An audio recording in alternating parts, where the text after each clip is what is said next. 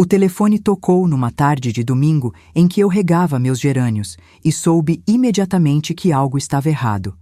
Há 47 anos sendo mãe, e a voz do meu filho Roberto nunca havia soado tão pequena, tão quebrada.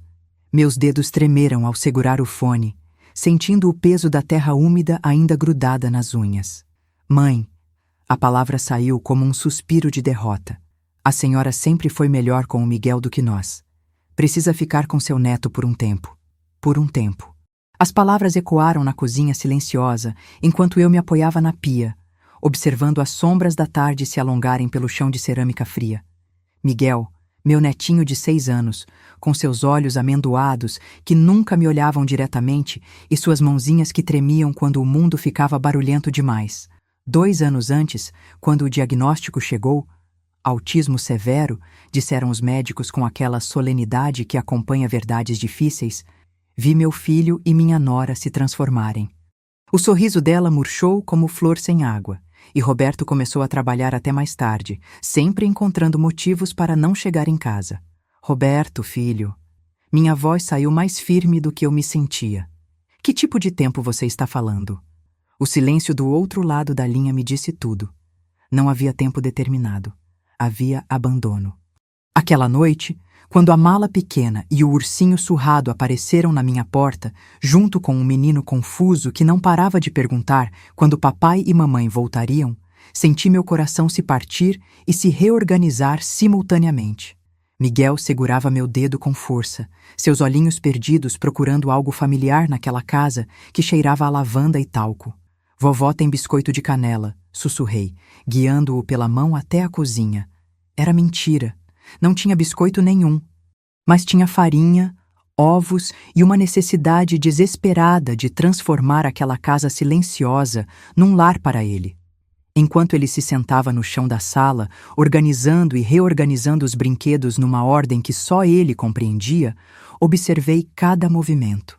Havia uma precisão matemática em seus gestos, uma lógica secreta que eu precisava desvendar.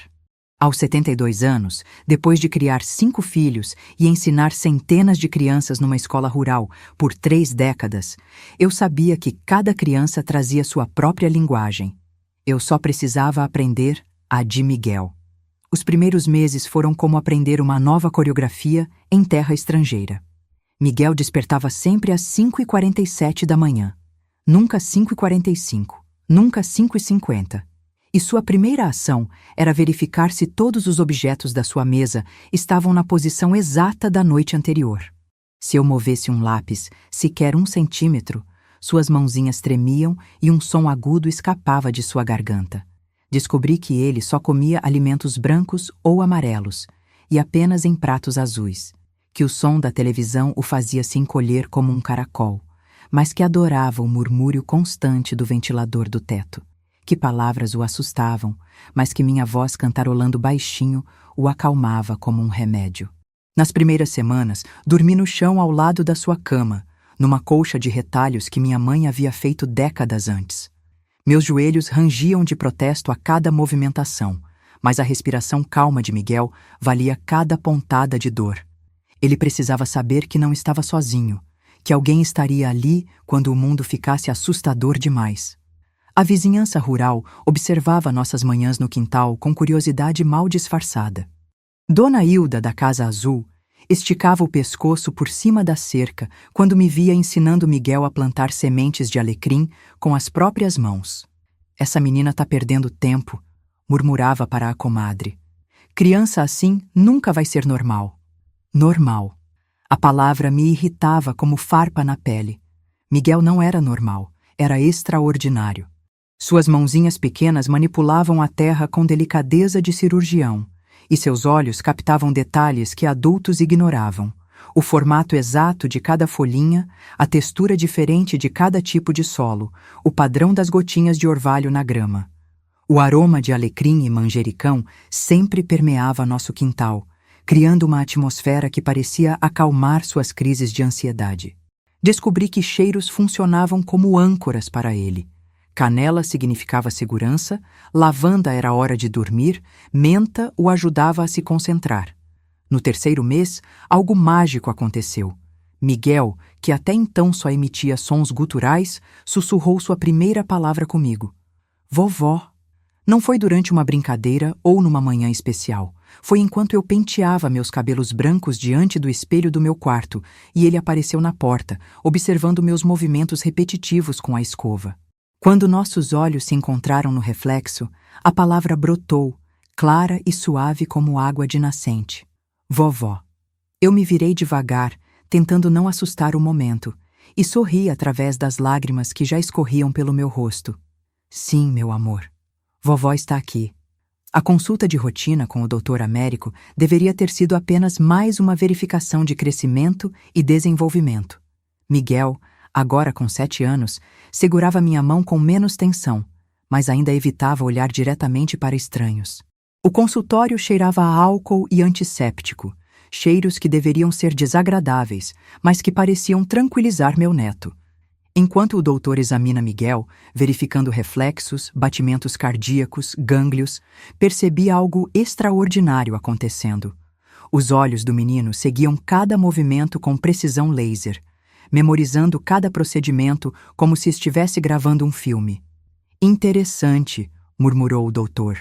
Américo, quando Miguel, espontaneamente, começou a imitar o exame em seu ursinho de pelúcia.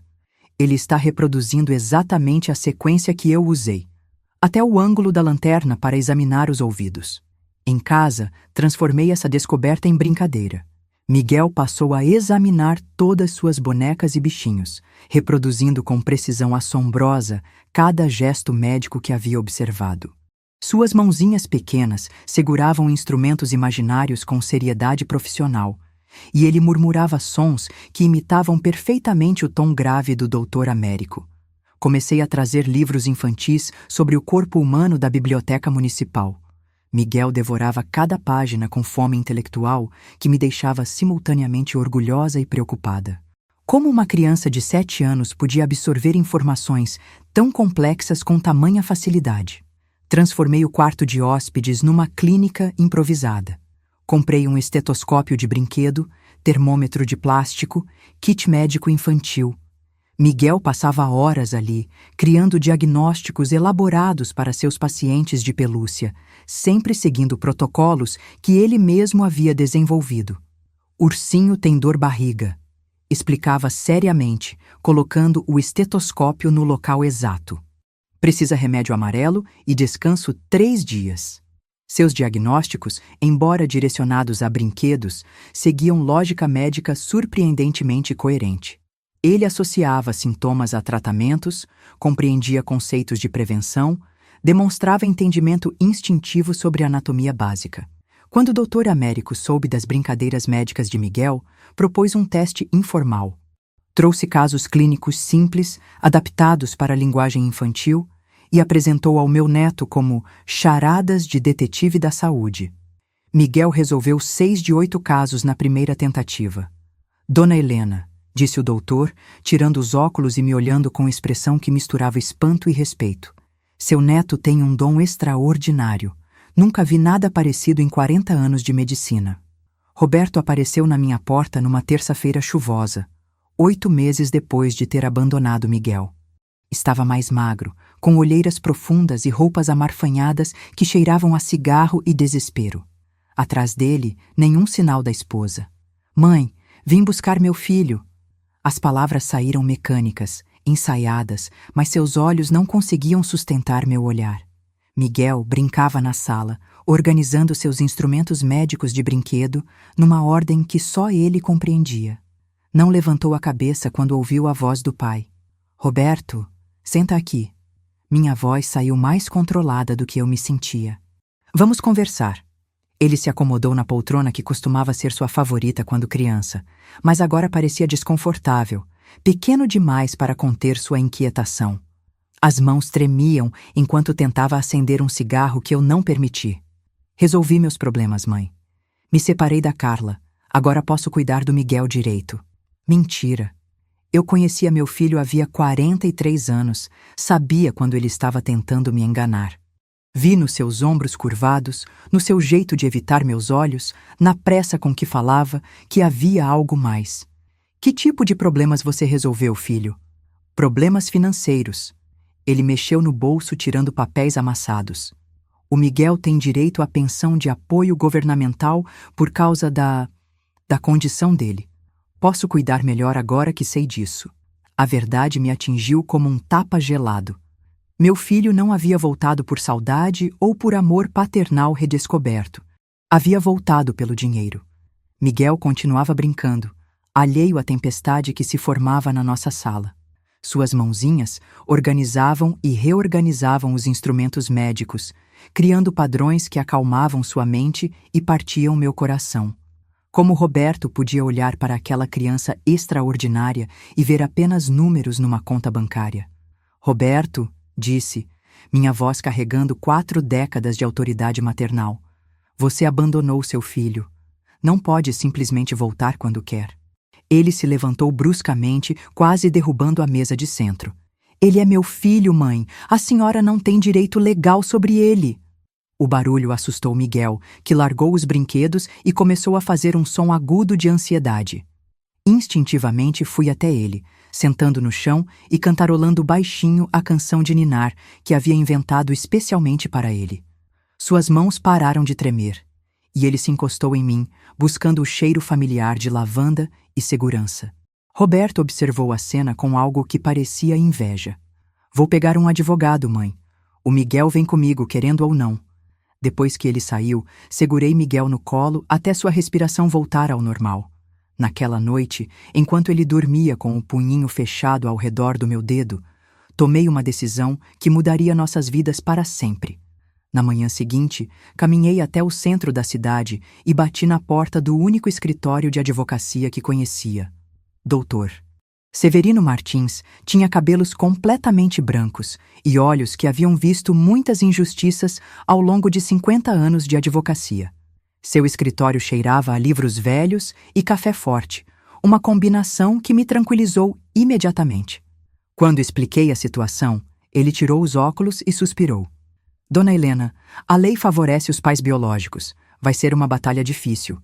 Então vamos lutar, respondi, abrindo minha bolsa para mostrar um caderninho onde havia registrado cada progresso de Miguel nos últimos 8 meses. Tenho provas de que ele está melhor comigo.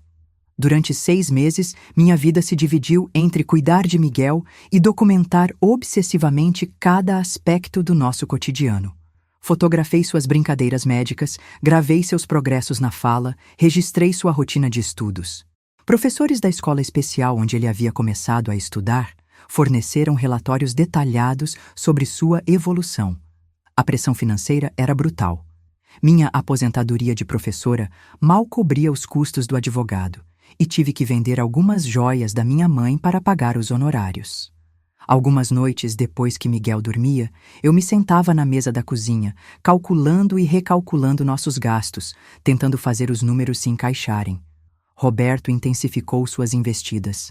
Aparecia na casa sem avisar, tentando convencer Miguel a ir com ele através de presentes caros que claramente não podia pagar. Uma tarde, trouxe um tablet novo, esperando impressionar o menino. Miguel olhou o aparelho com interesse, mas quando Roberto tentou mostrar jogos coloridos e barulhentos, meu neto começou a se agitar. Ele não queria entretenimento vazio. Queria conhecimento. Tem livro de medicina aqui? Perguntou na sua voz pequena e séria. Roberto ficou desconcertado. Medicina? Você tem 6 anos, filho. Quer ver desenho animado? A expressão no rosto de Miguel me partiu o coração. Era a mesma decepção que eu via quando adultos subestimavam sua inteligência extraordinária. Vovó tem livro de medicina, ele murmurou, virando as costas para o pai e caminhando até nossa pequena biblioteca médica. Aquela noite, Roberto me ligou gritando. A senhora está fazendo lavagem cerebral no meu filho, enchendo a cabeça dele com essas bobagens de médico. Roberto, respondi calmamente. Seu filho não precisa de lavagem cerebral. Precisa de alguém que reconheça sua inteligência. A audiência foi marcada para uma terça-feira chuvosa de julho. Cheguei ao fórum com Miguel vestindo sua melhor roupa, uma camisinha azul clara e calça de sarja que havíamos comprado especialmente para a ocasião. Ele segurava meu dedo com força, seus olhinhos observando tudo ao redor com curiosidade científica. Dr. Severino havia preparado uma apresentação detalhada dos progressos de Miguel. Fotos, vídeos, relatórios médicos, depoimentos de professores. Roberto chegou acompanhado de um advogado público, parecendo pequeno e perdido na roupa emprestada que não servia direito. O juiz era um homem de meia idade com expressão severa, mas quando começou a examinar nossa documentação, percebi algo mudando em seu semblante. Dona Helena? Disse o juiz, Dr. Marcelo Andrade, tirando os óculos e me olhando com expressão que misturava surpresa e respeito. Em 30 anos de carreira, nunca vi documentação tão detalhada sobre o desenvolvimento de uma criança. Meu coração batia tão forte que tinha certeza de que todos na sala podiam ouvir. Miguel se mantinha quieto ao meu lado, seus dedos pequenos brincando com o tecido da minha saia, um sinal de que estava se esforçando para permanecer calmo em ambiente desconhecido. Dr. Severino havia feito um trabalho extraordinário apresentando nosso caso.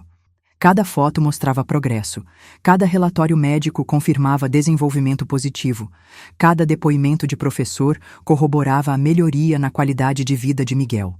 Roberto, sentado do outro lado da sala com seu advogado público, parecia cada vez menor. Suas mentiras sobre estabilidade financeira haviam se desfeito quando descobrimos que ele estava desempregado e vivendo de favores na casa de amigos. Senhor Roberto, continuou o juiz, o senhor abandonou seu filho por 8 meses. Durante esse período, sua mãe não apenas cuidou da criança, mas documentou progressos extraordinários em seu desenvolvimento. O silêncio na sala era denso como chuva de verão. Miguel levantou os olhinhos para me olhar, uma pergunta silenciosa que respondi apertando sua mãozinha. Além disso, prosseguiu o Dr. Andrade, tenho um interesse pessoal neste caso. Meu próprio neto está no espectro autista e reconheço a dedicação excepcional necessária para alcançar os resultados apresentados pela defesa. Meu coração quase parou. Será que estávamos realmente ganhando? No entanto, a voz do juiz se tornou mais solene. A lei é clara sobre os direitos dos pais biológicos e não posso simplesmente ignorá-la. Senti meu mundo desabar. Todas aquelas noites em claro, toda a documentação, todos os progressos de Miguel, nada disso importaria se a lei era inflexível. Por isso, continuou o Dr. Andrade, concedo a guarda provisória de 6 meses à senhora Helena, durante os quais o senhor Roberto deverá comprovar condições adequadas para cuidar de seu filho. Se ao final deste período não houver evidência clara de estabilidade e comprometimento paternal, considerarei a guarda definitiva. Não era a vitória completa que eu esperava, mas era uma oportunidade. 6 meses para provar que Miguel tinha um lar verdadeiro comigo. Roberto saiu da sala furioso, murmurando ameaças que tentei ignorar. Dr. Severino me abraçou, sussurrando que havia conseguido mais do que esperávamos. Naquela noite, enquanto Miguel dormia abraçado ao seu ursinho médico, permiti-me chorar de alívio por alguns minutos. Então me levantei, peguei meu caderninho de registros e comecei a planejar os próximos 6 meses. Cada dia seria documentado, cada progresso registrado, cada momento de felicidade e desenvolvimento fotografado. Miguel não era apenas meu neto, era minha missão.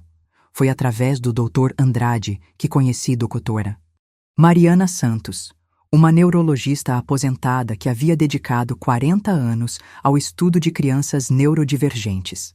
Ela me ligou numa manhã de agosto, sua voz carregando aquela mistura única de autoridade e gentileza que apenas médicos experientes possuem. Dona Helena, o Dr. Andrade me contou sobre seu neto. Gostaria muito de conhecê-los. Doutora Mariana morava numa casa antiga no centro da cidade, com jardins que pareciam saídos de um livro de contos de fada. Tinha perdido parte da visão devido à diabetes, mas seus olhos ainda brilhavam com curiosidade científica quando conheceu Miguel. Mostre-me como você examina seus pacientes, pediu, oferecendo uma boneca para ele. Observei meu neto transformar-se. Com seriedade profissional, que contrastava com seus 8 anos, Miguel começou um exame completo e sistemático, usando terminologia médica que havia aprendido sozinho através dos livros. Paciente apresenta sintomas de febre, explicou gravemente. Necessário verificar temperatura, garganta, ouvidos. Possível infecção respiratória. Doutora Mariana me lançou um olhar de puro espanto. 2 vezes por semana, começamos a visitar a casa-biblioteca da doutora. Era um santuário de conhecimento médico, com estantes do chão ao teto repletas de livros que ela havia colecionado durante décadas. O cheiro de páginas antigas e o som da bengala dela, batendo suavemente no chão, criavam uma atmosfera que estimulava a concentração excepcional de Miguel. Miguel, ela dizia, sentando-se na sua poltrona favorita com um livro aberto no colo. Vou contar sobre um paciente que atendi há muitos anos. Você pode me dizer o que acha que ele tinha? Meu neto ouvia cada palavra com atenção laser, processando informações complexas e chegando a diagnósticos que surpreendiam até a experiente médica. Secretamente, descobri depois, ela estava testando seus conhecimentos com casos clínicos reais, graduando a dificuldade conforme ele demonstrava compreensão mais sofisticada. Em outubro, durante uma de nossas visitas, ela me chamou para uma conversa particular enquanto Miguel examinava um esqueleto anatômico miniatura com fascinação científica. Helena, sua voz estava séria, quase solene. Preciso lhe dizer algo. Estive testando Miguel com casos reais, e ele possui capacidade diagnóstica superior à de muitos estudantes de medicina no 5º ano. Senti minhas pernas fraquejarem.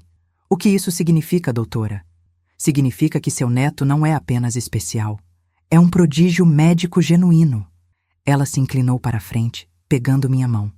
Helena, precisamos desenvolver um plano educacional estruturado. Este menino precisa de educação formal acelerada se quisermos nutrir adequadamente seu potencial.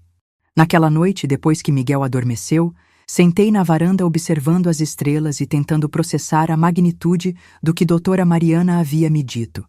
Meu netinho, que havia sido abandonado por ser diferente demais, possuía um dom que poucos adultos tinham.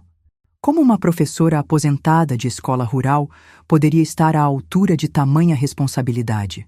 A resposta veio na forma de uma certeza silenciosa, do mesmo jeito que havia enfrentado todo o resto, um dia de cada vez, com amor incondicional e determinação inabalável. Minha saúde começou a declinar no 4º ano que Miguel morava comigo. Os sinais eram sutis no início. Tonturas leves quando me levantava muito rápido, cansaço depois de atividades que antes fazia facilmente, uma pressão na cabeça que interpretei como estresse natural da responsabilidade de criar uma criança aos 76 anos. A primeira crise aconteceu numa manhã de terça-feira, enquanto preparava o café da manhã de Miguel. Estava fritando ovos, sempre 2, sempre em formato redondo perfeito, a única maneira que ele aceitava, quando senti o mundo girar ao meu redor. Segurei na beira do fogão, tentando recuperar o equilíbrio, mas meus joelhos cederam. Miguel me encontrou sentada no chão da cozinha, a frigideira fumegando no fogão aceso. Em vez de entrar em pânico como eu temia, ele demonstrou uma calma surpreendente que me deixou simultaneamente orgulhosa e preocupada. Vovó doente, disse com sua voz séria de menino médico. Precisa sentar cadeira, beber água. Ele desligou o fogão com cuidado, trouxe-me um copo de água e se sentou ao meu lado, observando meu rosto com atenção clínica. Pressão alta, diagnosticou gravemente. Vovó precisa médico.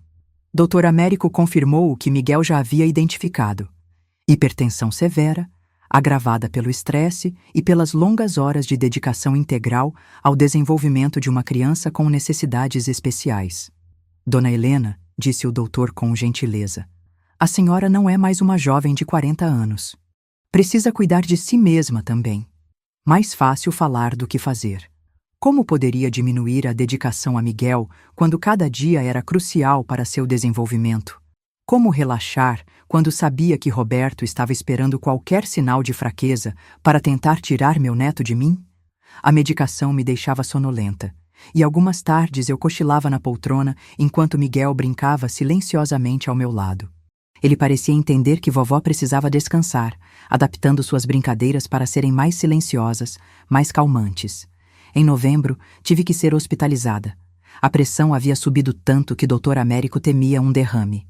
Durante os 3 dias no hospital, Miguel ficou com uma vizinha, mas visitava-me todas as tardes. Como está minha paciente preferida? Perguntava, imitando perfeitamente o tom profissional dos médicos de verdade. Ele havia trazido um caderninho onde registrava meticulosamente minha pressão arterial, os horários dos medicamentos, minhas reações a cada remédio. As enfermeiras ficavam admiradas com a precisão de suas anotações. Este menino vai ser um médico excepcional, comentou a enfermeira-chefe, observando Miguel explicar meu quadro clínico com um vocabulário técnico que não deveria conhecer. Quando recebi alta, encontrei minha casa organizadíssima. Miguel havia criado um cronograma detalhado para minha recuperação, com horários para medicamentos, refeições e descanso. Aos 9 anos, ele estava cuidando de mim com competência que muitos adultos não possuíam. Naquela noite, enquanto ele verificava minha pressão com o aparelho que havia me ensinado a usar, percebi algo que me assustou e me orgulhou simultaneamente. Miguel não era mais apenas uma criança que eu estava criando. Era uma pessoa extraordinária que estava aprendendo a cuidar de quem amava. A história de Miguel chegou aos ouvidos de Sebastião Ferreira através do Dr. Andrade. Sebastião era proprietário de uma das maiores fazendas de soja da região, homem que havia construído fortuna através de trabalho árduo e visão de negócios aguçada. Mais importante ainda, tinha um filho de 15 anos com síndrome de Down, o que lhe dava perspectiva única sobre os desafios enfrentados por famílias de crianças especiais. Ele apareceu na minha porta numa manhã de dezembro, dirigindo uma caminhonete simples que contrastava com sua reputação de homem mais rico da cidade. Era alto, com mãos calejadas pelo trabalho rural e olhos que demonstravam inteligência prática desenvolvida através de décadas construindo um império agrícola. Dona Helena, disse, tirando o chapéu numa demonstração de respeito que me tocou imediatamente. Vim conhecer o menino que todo mundo está falando. Miguel, agora com 9 anos, estava no quintal catalogando as plantas medicinais que havíamos cultivado juntos. Observou o visitante com sua curiosidade científica habitual, mas não demonstrou timidez excessiva como acontecia com estranhos. "Senhor tem dor-cabeça?" perguntou, observando a expressão de Sebastião com atenção médica. "Como você sabe, menino?" Olhos apertados, linhas na testa, sinais de tensão. Miguel apontou para sua própria cabeça. "Chá de erva cidreira ajuda." Sebastião me lançou um olhar de espanto, então se abaixou para conversar com Miguel no nível dos olhos. "E se eu tiver dor no estômago?" "Depende. Dor antes ou depois comer? Ardor ou cólica? Duração tempo?" Miguel assumiu seu modo profissional, fazendo perguntas que médicos fazem em consultas reais. Durante 1 hora, observei Sebastião testar os conhecimentos de Miguel com problemas de saúde fictícios, cada vez mais impressionado com a precisão dos diagnósticos e a sofisticação do raciocínio clínico. Depois que Miguel voltou às suas plantas, Sebastião me pediu para conversarmos reservadamente. "Dona Helena, meu filho Pedro tem necessidades especiais diferentes das do Miguel, mas entendo os desafios que a senhora enfrenta." Ele olhou em direção ao quintal, onde meu neto explicava propriedades medicinais de cada erva para suas bonecas pacientes. "Este menino tem um dom extraordinário que não pode ser desperdiçado. Estamos fazendo o melhor que podemos com nossos recursos", respondi defensivamente. "Eu sei, e é admirável. Mas Miguel precisa de mais do que vocês podem oferecer aqui." Sebastião se inclinou para a frente, suas mãos calejadas entrelaçadas. "Quero patrocinar integralmente a educação superior dele. Universidade, especialização, tudo o que for necessário." Senti o mundo girar ao meu redor, mas desta vez não por problemas de pressão. Por que faria isso por nós? Porque acredito que algumas crianças nascem com dons especiais não por acaso, mas por propósito. Seus olhos se encheram de lágrimas que ele tentou disfarçar. "Meu Pedro nunca será médico, mas Miguel pode salvar vidas que meu filho nunca conseguiria." É como se Deus equilibrasse as coisas. A proposta era simples e extraordinária. Sebastião financiaria toda a educação especializada de Miguel, desde professores particulares até a universidade completa, incluindo pós-graduação. A única condição era que Miguel mantivesse excelência acadêmica e demonstrasse genuíno interesse em seguir carreira médica. Naquela noite, expliquei a proposta para Miguel da maneira mais simples que consegui. Miguel, o Sr. Sebastião quer ajudar você a estudar para ser médico de verdade. Você gostaria? Meu neto me olhou com aqueles olhos amendoados que já demonstravam maturidade além dos anos, processando a informação com sua característica seriedade. Posso ajudar pessoas doentes? Sim, meu amor, muitas pessoas. E vovó fica comigo? Sempre, meu anjo, sempre. Ele assentiu uma vez, decisão tomada com a simplicidade de quem sempre soube qual era seu destino. Os 4 anos seguintes transformaram nossa casa numa pequena universidade. Sebastião contratou os melhores professores particulares da região. Professora Eulália para português e literatura, professor João Carlos para matemática e física, professora Isabel para biologia e química. Doutora Mariana intensificou as sessões de conhecimento médico prático. Miguel, agora com 13 anos, havia desenvolvido uma rotina rigorosa que ele mesmo criara e seguia religiosamente. Acordava às 5h30, tomava banho frio para despertar completamente, tomava café da manhã sempre idêntico, 2 ovos mexidos, 2 fatias de pão integral, 1 copo de leite com achocolatado. Às 6h15 começavam as aulas. Manhãs eram dedicadas às disciplinas acadêmicas tradicionais. Miguel absorvia matemática avançada como uma esponja, resolvia problemas de física que eu mal compreendia, escrevia dissertações em português que me deixavam orgulhosa e preocupada com tamanha maturidade intelectual. Tardes eram reservadas para conhecimento médico, aplicado com doutora Mariana, que havia se tornado mais que mentora. Era a segunda avó que Miguel nunca teve. Ela chegava sempre às 14h em ponto, bengala batendo no chão numa cadência que se tornou música familiar em nossa casa. Miguel, dizia ela, acomodando-se na poltrona da sala que havia se tornado oficialmente sua. Hoje vamos estudar cardiologia pediátrica. Ele se sentava no chão diante dela, caderno aberto, lápis em punho, absorvendo cada palavra como se fosse ouro líquido. Doutora Mariana havia desenvolvido um método único de ensino, mesclando casos reais com explicações teóricas, sempre adaptando a linguagem para que ele compreendesse conceitos complexos. Nosso quintal havia se transformado num laboratório botânico. Miguel cultivava plantas medicinais com precisão científica, estudando suas propriedades farmacológicas, criando catálogos detalhados de cada espécie. Vizinhos começaram a procurá-lo para consultas informais sobre problemas simples de saúde. Dona Maria, a senhora tem gastrite, diagnosticava com seriedade profissional. Chá de espinheira santa depois das refeições, evitar frituras e refrigerantes. Seus diagnósticos eram sempre corretos. As noites eram reservadas para leituras complementares. Miguel devorava livros de medicina com a mesma voracidade que outras crianças leem histórias em quadrinhos. Eu o observava estudando na mesa da cozinha, cercado de livros técnicos, fazendo anotações em cadernos que ele organizava por especialidades médicas. Vovó, perguntava às vezes, levantando os olhos das páginas densas. Por que algumas pessoas nascem doentes? Como responder perguntas que desafiavam minha fé e meu entendimento limitado sobre os mistérios da vida? Não sei, meu amor. Mas sei que você vai ajudar essas pessoas a ficarem melhores. Aos 15 anos, Miguel já dominava conhecimentos que muitos estudantes de medicina só adquiriam no 3º ano do curso. Sebastião, que visitava regularmente para acompanhar o progresso, ficava impressionado com a evolução constante. Dona Helena, disse numa dessas visitas, observando Miguel explicar anatomia cardiovascular com precisão assombrosa. Este menino está pronto para prestar vestibular antecipado. A ideia me aterrorizava.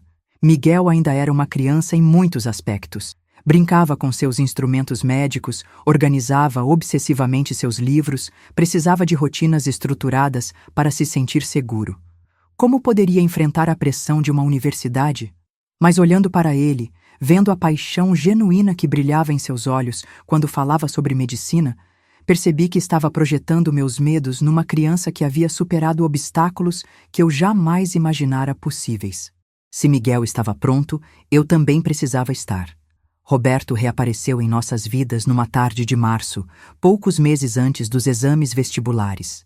5 anos haviam se passado desde nossa batalha judicial. 5 anos durante os quais ele havia sido apenas uma sombra distante, aparecendo ocasionalmente para visitas supervisionadas que Miguel tolerava, mas claramente não esperava. Desta vez, no entanto, ele não veio sozinho.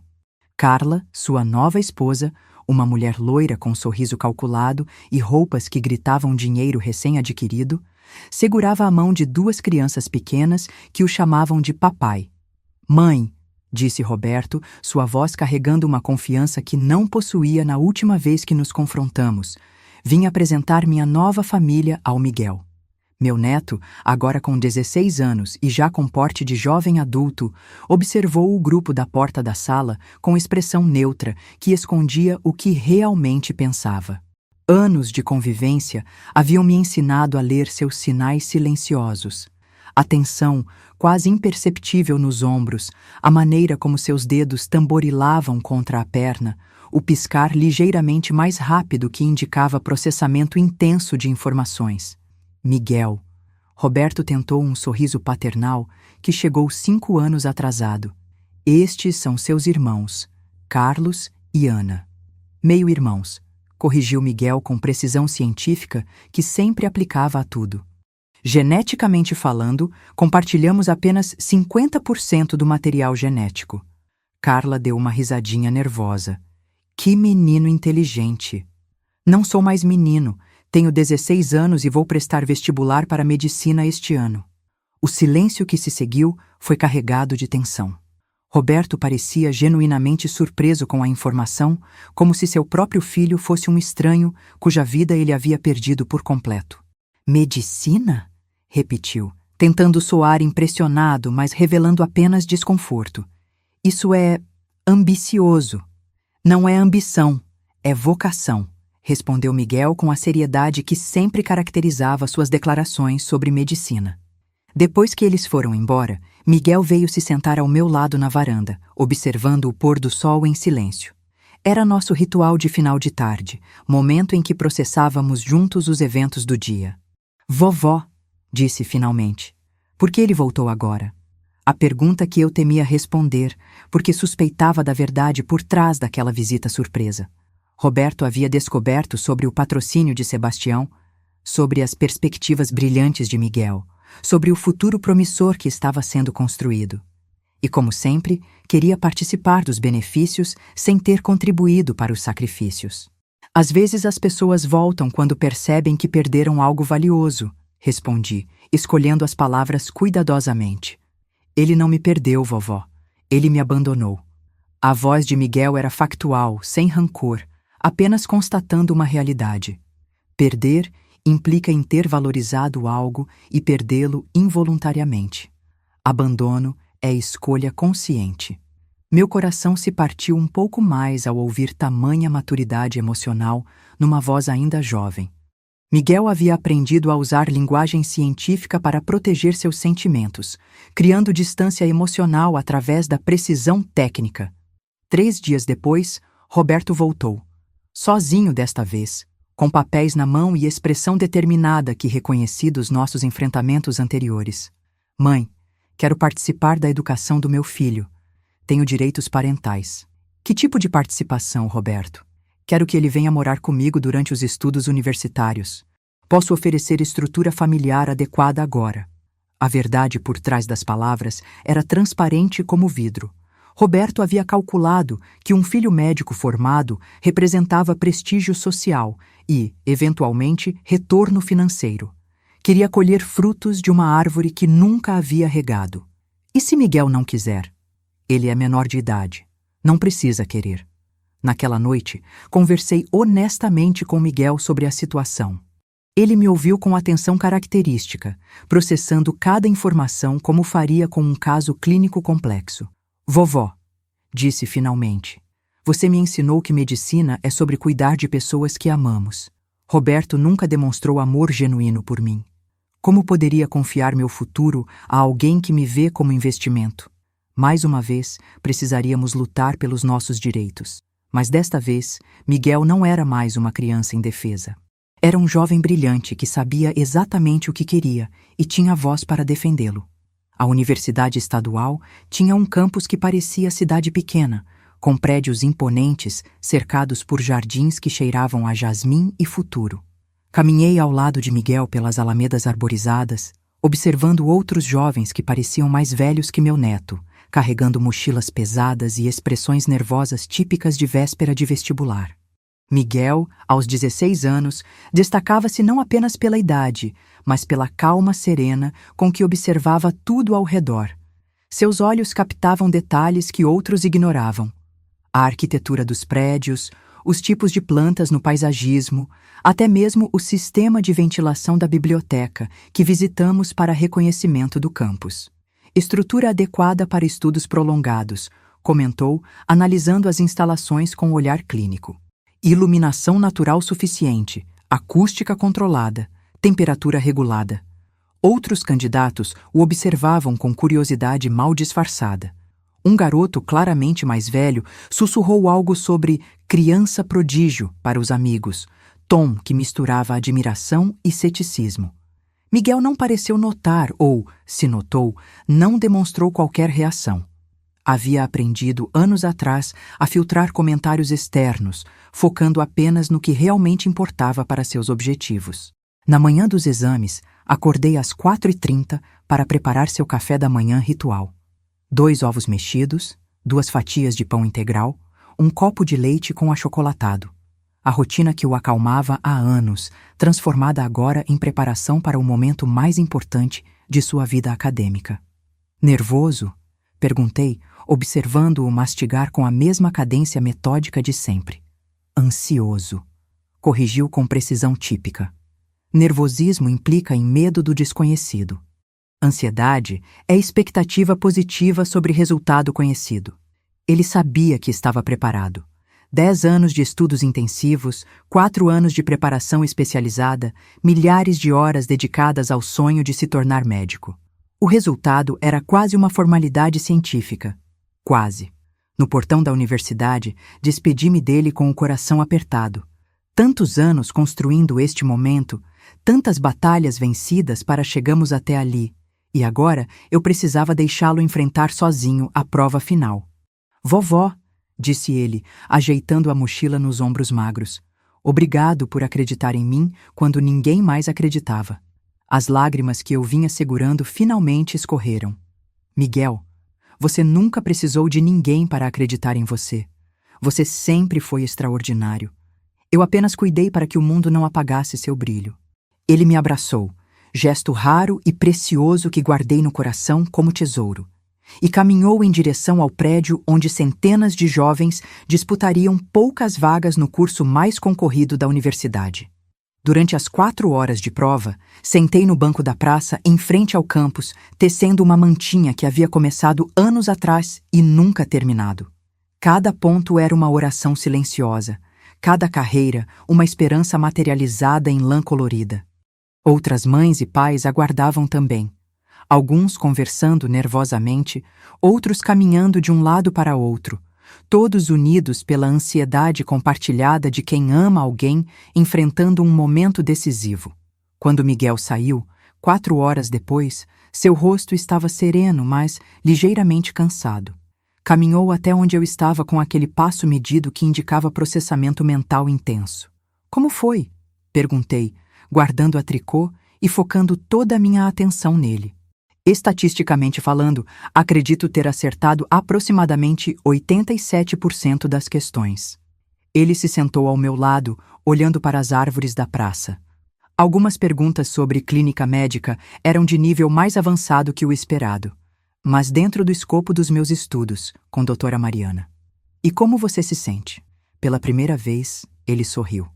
Um sorriso pequeno, quase imperceptível, mas genuíno. Sinto que fiz o melhor que podia com o conhecimento que tenho. O resultado agora independe de mim. Voltamos para casa em silêncio, cada um perdido em pensamentos que não precisavam ser compartilhados. Eu pensava nos últimos 10 anos, em todas as batalhas vencidas, em todos os momentos em que duvidei se estava fazendo as escolhas certas para ele. Miguel provavelmente estava processando as questões da prova, revisando mentalmente suas respostas, calculando probabilidades de sucesso com a precisão matemática que aplicava a tudo na vida. 3 semanas depois, o resultado sairia. 3 semanas para descobrir se nossos sonhos se tornariam realidade ou se precisaríamos recalcular a rota para o futuro. O telefone tocou às 14h37 de uma terça-feira ensolarada de janeiro. Eu estava no quintal regando as plantas medicinais que Miguel e eu havíamos cultivado juntos ao longo dos anos, quando ouvi o som que mudaria nossas vidas para sempre. Vovó! A voz dele atravessou a casa inteira, carregando uma emoção que raramente demonstrava. Vovó! Larguei o regador e corri para dentro, encontrando Miguel diante do computador emprestado de Sebastião, os olhos fixos na tela com expressão que misturava incredulidade e alegria contida. Primeiro lugar geral, disse, sua voz saindo num sussurro reverente. Primeiro lugar geral no vestibular de medicina. Senti minhas pernas fraquejarem. Não apenas havia passado, coisa que eu nunca havia duvidado, mas havia conseguido a maior pontuação entre todos os candidatos. Aos 16 anos, meu netinho havia superado jovens de 18, 20 anos, muitos com cursinhos caros e preparação intensiva. Miguel! Minha voz saiu embargada. Meu amor, você conseguiu. Ele se levantou da cadeira e, pela segunda vez na vida, me abraçou espontaneamente. Senti seu corpo magro tremer ligeiramente, não de nervosismo, mas de alegria pura sendo finalmente liberada depois de anos de contenção. Nós conseguimos, vovó, murmurou contra meu ombro. Não foi só eu, foi nós. A notícia se espalhou pela cidade como fogo em pasto seco.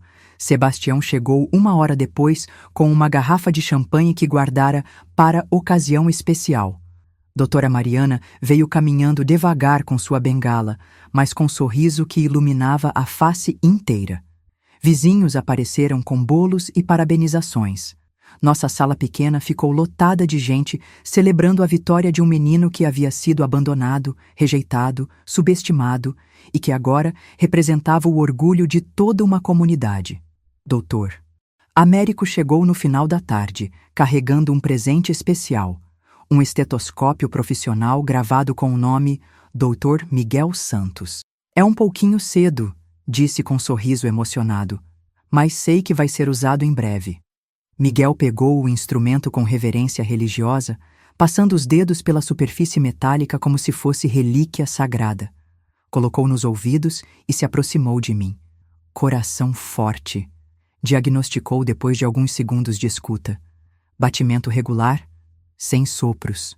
Paciente demonstra excelente saúde cardiovascular para a idade. Todos riram, mas eu sabia que ele estava sendo absolutamente sério. Naquela noite, depois que todos foram embora e a casa voltou ao silêncio familiar, Miguel e eu nos sentamos na varanda para nosso ritual de final de dia. O pôr do sol pintava o céu de alaranjado e rosa, cores que refletiam perfeitamente o momento de transição que estávamos vivendo. Vovó, disse ele, observando as estrelas que começavam a aparecer. Você sabe que vou ter que me mudar para a capital para estudar. Eu sabia. Nos últimos meses, havia tentado não pensar nessa realidade inevitável, mas ela pairava sobre nós como nuvem de chuva que todos sabem que vai chegar. Sei, meu amor. E você sabe que não posso deixá-la aqui sozinha. Miguel, você não pode. Já conversei com Sebastião. Ele vai nos alugar um apartamento pequeno perto da universidade. Você vem comigo. Meu coração quase parou. Aos 83 anos, deixar a casa onde havia vivido mais de 50 anos, a cidade onde conhecia cada rua, cada vizinho, cada canto familiar? Miguel, eu sou uma senhora idosa. Não posso simplesmente... Vovó, ele me interrompeu com gentileza, mas firmeza. Você dedicou 10 anos da sua vida para que eu chegasse até aqui. Agora é minha vez de cuidar de você. E assim, 2 meses depois, me encontrei empacotando uma vida inteira em caixas de papelão, preparando-me para a maior aventura dos meus 83 anos, acompanhar meu neto prodígio até a universidade, onde ele se transformaria no médico que sempre soube que seria. 5 anos se passaram desde que nos mudamos para a capital. 5 anos de descobertas, desafios, crescimento mútuo numa cidade grande que inicialmente nos assustou, mas gradualmente se tornou lar. O apartamento pequeno perto da universidade se transformou em refúgio perfeito para nós dois. Eu mantive uma horta na sacada, manjericão, alecrim, erva cidreira, criando um pedacinho da nossa vida rural no meio do concreto urbano. Miguel transformou o segundo quarto num consultório improvisado, onde estudava casos clínicos e recebia colegas para grupos de estudo. Hoje, numa manhã de dezembro ensolarada, estou sentada na primeira fila do auditório da universidade, vestindo o meu melhor vestido azul marinho e o colar de pérolas que pertenceu à minha mãe. Minhas mãos tremem ligeiramente, não de nervosismo, mas de emoção pura que já não consigo mais conter. Miguel, agora com 21 anos, está no palco usando a beca tradicional de formando, aguardando sua vez de receber o diploma. Cresceu bastante nos últimos anos, não apenas em altura, mas em presença, em confiança, em maturidade, que combina perfeitamente sua genialidade natural com sabedoria adquirida através de experiências reais.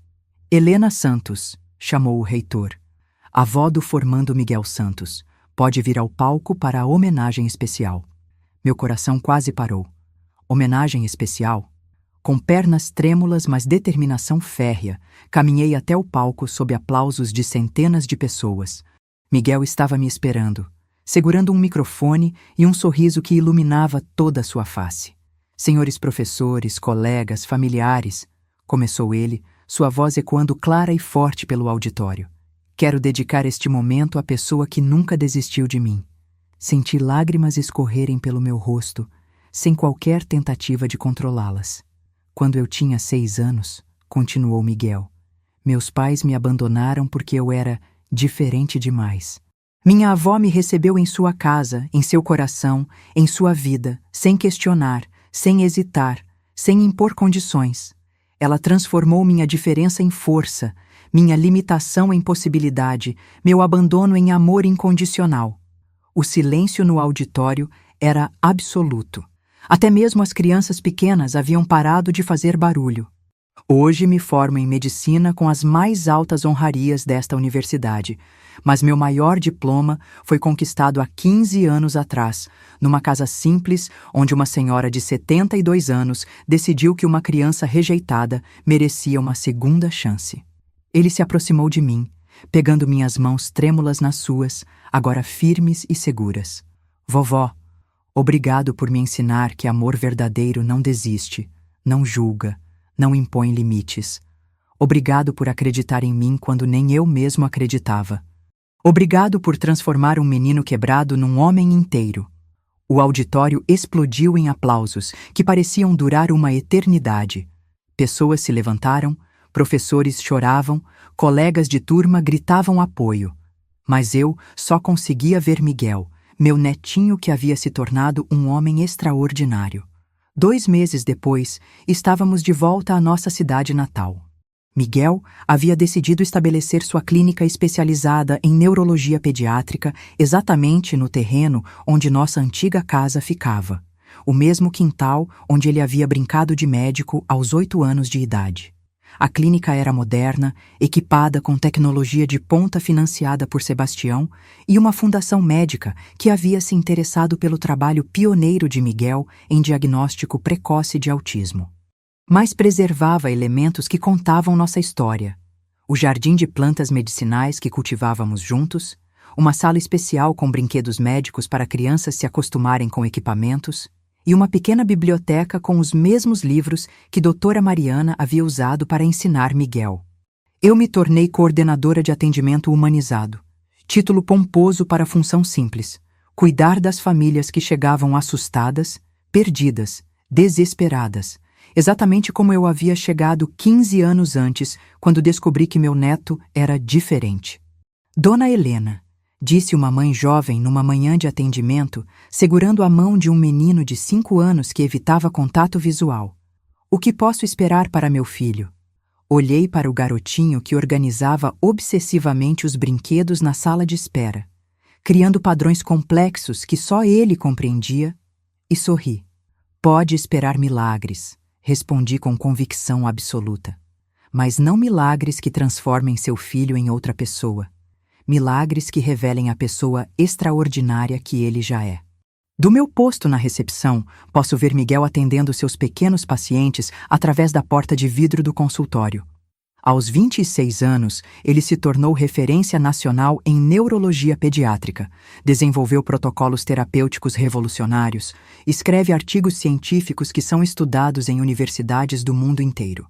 Mas o que mais me orgulha é vê-lo se abaixar no nível dos olhos de cada criança, falar com a mesma paciência gentil que aprendeu comigo, transformar diagnósticos assustadores em caminhos de esperança. Roberto apareceu uma vez, logo após a inauguração da clínica. Quis se apresentar como pai do Dr. Miguel Santos, tentando capitalizar sobre uma reputação que jamais havia ajudado a construir.